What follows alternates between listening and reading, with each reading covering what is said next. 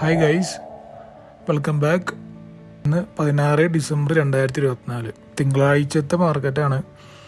തിങ്കളാഴ്ചത്തെ മാർക്കറ്റും വെള്ളിയാഴ്ചത്തെ മാർക്കറ്റും കുറച്ച് നമുക്ക് ഈ സൈഡ് വൈസിന് കൂടുതൽ പ്രാധാന്യമുള്ള മാർക്കറ്റാണ്. കാരണം ഇൻഡെക്സിൽ ഒരു എക്സ്പയറി കഴിഞ്ഞിട്ട് പിന്നെ സ്റ്റാർട്ട് ചെയ്യുന്ന മാർക്കറ്റാണ്. അപ്പോൾ കുറച്ച് സൈഡ് വൈസും കാര്യങ്ങളൊക്കെ ആയിരിക്കും. മാക്സിമം ട്രേഡ് ഒഴിവാക്കുക എന്നുള്ളതാണ് ചെയ്യേണ്ടത്. കാരണം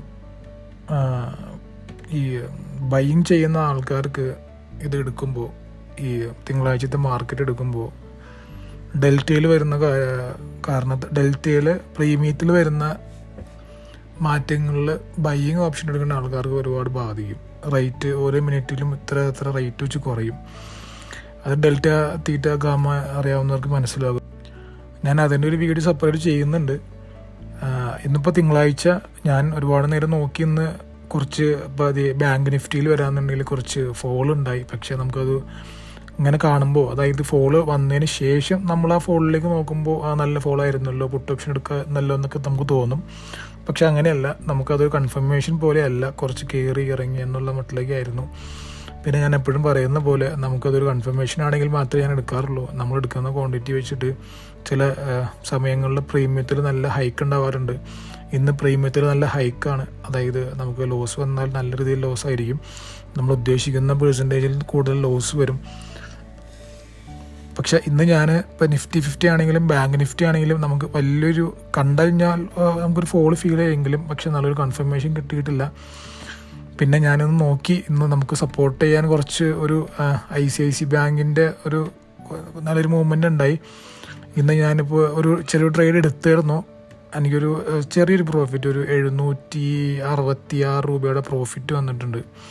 ഞാൻ അത്ര എടുക്കുന്നുള്ളൂ. നിങ്ങൾക്ക് എന്നെ വീഡിയോസ് കാണുന്നവർക്കാണെങ്കിൽ അറിയാം, ഞാൻ ചെറിയ പ്രോഫിറ്റ് എടുക്കുള്ളൂ. ഞാൻ വല്ല 10,000, 15,000, 50,000, 1 ലക്ഷം രൂപ അങ്ങനെയൊന്നും പ്രോഫിറ്റ് ഞാൻ എടുക്കാറില്ല. ചെറിയ ക്യാപിറ്റലാണ് എൻ്റെ. അത് ആ ക്യാപിറ്റലിൻ്റെ ചെറിയൊരു പെർസെൻറ്റേജ്, അതിൻ്റെ ചെറിയൊരു പ്രോഫിറ്റ്. ഞാൻ അങ്ങനെയാണ് ചെയ്യാറ്. നമുക്ക് വലിയ പ്രോഫിറ്റ് എടുത്ത് വലിയ റിസ്ക് എടുത്ത് വലിയ ലോസിലേക്കുള്ള വഴിയൊന്നും ഞാൻ നോക്കാറില്ല.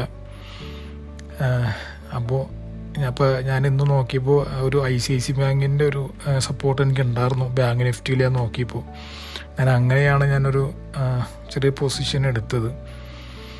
അപ്പോൾ അങ്ങനെ ചെറിയൊരു പ്രോഫിറ്റ് കിട്ടി. എൻ്റെ ഈ പ്രോഫിറ്റിൽ എന്നെ ഹാപ്പിയാണ്. കാരണം ഞാൻ വലിയ പ്രോഫിറ്റൊന്നും അല്ല ഞാൻ നോക്കുന്നത്. എൻ്റെ ക്യാപിറ്റൽ കൂടുന്നതനുസരിച്ച് ഞാൻ എൻ്റെ പ്രോഫിറ്റിലേക്ക് ഞാൻ നോക്കുന്നുള്ളൂ. അപ്പോൾ എൻ്റെ ക്യാപിറ്റലിൽ 1 ലക്ഷം രൂപ ക്യാപിറ്റലുള്ളൂ. എൻ്റെ ഈ 1 ലക്ഷം രൂപ ക്യാപിറ്റലിൽ എനിക്ക് പ്രോഫിറ്റ് എനിക്ക് കറക്റ്റാണ്. എൻ്റെ ഒരു മണി മാനേജ്മെൻറ്റ് അങ്ങനെയൊക്കെയാണ്. നമ്മുടെ ക്യാപിറ്റൽ ഇപ്പം നമ്മൾ ചെറിയൊരു എമൗണ്ട് ഇട്ടിട്ട് നമുക്ക് വലിയൊരു എമൗണ്ട് ക്യാപിറ്റൽ പ്രോഫിറ്റ് വേണമെന്ന് നമുക്ക് പറയാൻ പറ്റില്ലല്ലോ. അപ്പോൾ എൻ്റെ മാക്സിമം ഞാൻ ഉദ്ദേശിക്കുന്നത്, നമ്മൾ എത്രയാണോ നമ്മൾ ഇപ്പോൾ സ്റ്റോക്ക് മാർക്കറ്റ് എന്ന് പറയുന്ന ഒരു ബിസിനസ്സാണ്. നമ്മൾ അതിന് ഇൻവെസ്റ്റ് ചെയ്യുന്ന ക്യാഷിൻ്റെ ഇത്ര പെർസെൻറ്റേജ് പ്രോഫിറ്റ് നമുക്കങ്ങനെ ചെയ്യാൻ പറ്റുള്ളൂ. 5 ലക്ഷം രൂപ ക്യാപിറ്റൽ ഇട്ടിട്ട് 1 കോടി രൂപ പ്രോഫിറ്റ് കിട്ടണമെന്ന് പറഞ്ഞാൽ അതൊക്കെ ക്വൈറ്റ് ഇമ്പോസിബിളാണ്.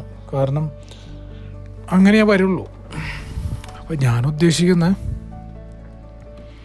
നമ്മുടെ പ്രോഫിറ്റിൻ്റെ, അതായത് മീൻസ് ക്യാപിറ്റലിൻ്റെ എത്ര പെർസെൻറ്റേജ് പ്രോഫിറ്റ്, നമുക്കൊരു വർഷം ഇത്ര ടേൺ ഓവർ, ഇത്ര പ്രോഫിറ്റ്, നമ്മൾ അങ്ങനെ വേണം ഇതിൻ്റെ മണി മാനേജ് ചെയ്ത് കൊണ്ടുപോകാനായിട്ട്. അങ്ങനെ വരുമ്പോൾ വലിയ ലോസിൽ നിന്നൊക്കെ നമുക്ക് രക്ഷപ്പെടാൻ പറ്റും. ഇതാണ് എൻ്റെ ഒരു സ്ട്രാറ്റജി. ഇങ്ങനെയാണ് വരുന്നത്. പലർക്കും പല സ്ട്രാറ്റജിയും പല മെത്തേഡും ആയിരിക്കും മണി മാനേജ് ചെയ്യാനായിട്ടുള്ളത്.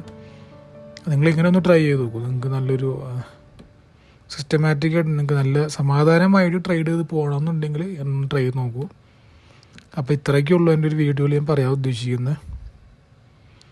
അപ്പോൾ ബാക്കി നമുക്ക് നെക്സ്റ്റ് വീഡിയോ ആയിട്ട് കാണാം. ബൈ.